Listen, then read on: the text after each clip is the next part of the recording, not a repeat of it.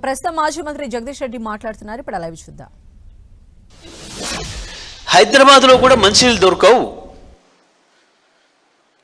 కాబట్టి హైదరాబాద్కు కూడా మంచినీళ్ళకి ఇబ్బంది రాకుండా ఉండాలి. 1 కోటి మంది పైగా ప్రజలు ఇక్కడ ఉంటున్నారు. ఒకరోజు తట్టుకోలేరు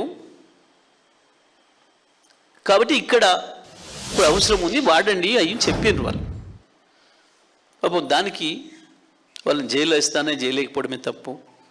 ఓకే, ఇట్లా చాలామంది పోయారు మాట్లాడిన వాళ్ళు, ఇలా జైల్లో పెడదాం అనుకున్న వాళ్ళు, పెట్టిన వాళ్ళు కాలగర్భంలో కలిసిపోయారు చాలామంది. ఓకే, నీకు ఆ చరిత్ర తెలియదు, అది వేరే విషయం. ఇక మా విషయం, మా రక్తం నరికి పొలాలలో చల్తా అన్నావు కదా. ఇవాళ తెలంగాణలో ఇంచులో కేసీఆర్ చెమట రక్తాలు ఉన్నాయి. ఇవాళ తెలంగాణ స్వేచ్ఛ వాయువు పీల్చుకుంటుందంటే, తెలంగాణ ఒక భౌగోళిక రాష్ట్రంగా ఏర్పడిందంటే ప్రతి ఇంచులో కేసీఆర్ చెమట ఉంది. కేసీఆర్ రక్తం చెమటగా మారే వచ్చింది. కొత్తగా ఏం లేదు. ఇవాళ ఆయన అప్పుడు ఇప్పుడు ఎప్పుడు సిద్ధంగానే ఉన్నాడు. నిజమే, ఇవాళ నువ్వు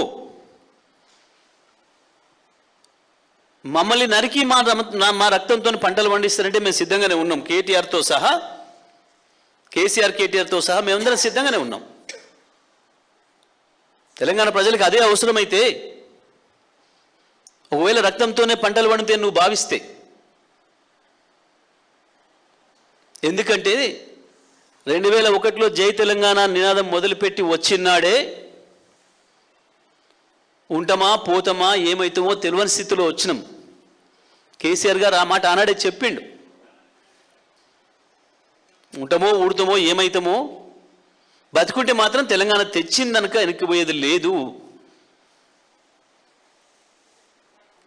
లక్ష్య సాధనలో వెనుదిరిగితే నన్ను రాళ్ళ తీసుకొని కొట్టండి అని చెప్పిన మొట్టమొదటి ఉద్యమకారుడు ప్రపంచ చరిత్రలో కేసీఆర్.